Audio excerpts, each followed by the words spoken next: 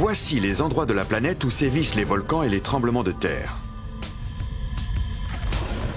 La Terre semble avoir été assemblée par le docteur Frankenstein en personne, mais il ne s'agit pas de suture.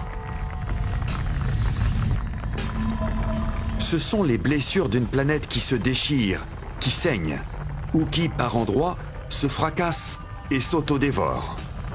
C'est au niveau de ces coutures que se produisent l'immense majorité des tremblements de terre et des éruptions volcaniques.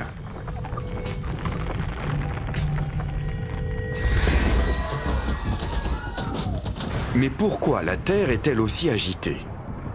Qu'est-ce qui fait trembler la Terre si violemment, fait exploser les volcans de manière aussi meurtrière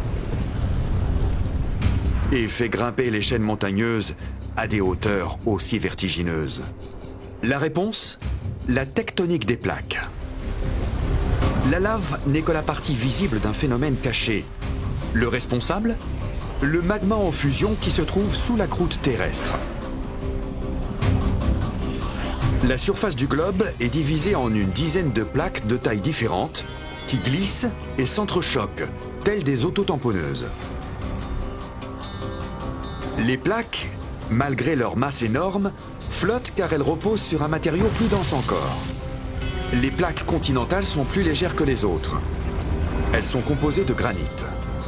Bien qu'elles puissent sembler lourdes de premier abord, elles s'apparentent davantage à un couvercle de polystyrène recouvrant le magma, véritable cocotte minute de roche en fusion.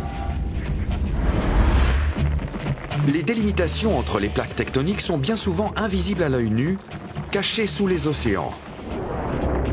Mais grâce aux satellites et au sonar, nous connaissons désormais leur emplacement et leur dimension.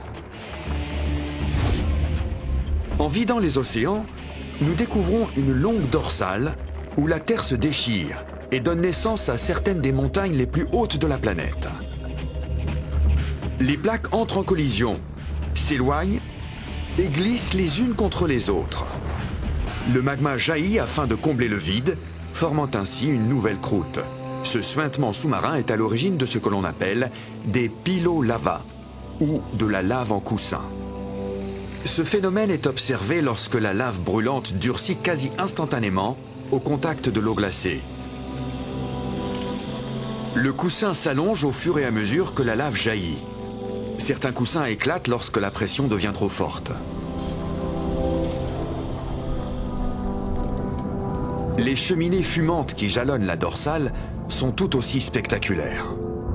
L'eau qui s'est infiltrée dans les fonds marins est chauffée par le magma en fusion et remonte à la surface sous forme de bulles.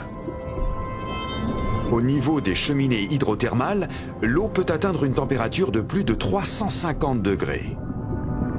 Leur panache projette des particules à des centaines de kilomètres de distance et libère des minéraux capables de sculpter des cheminées pouvant atteindre 55 mètres de haut.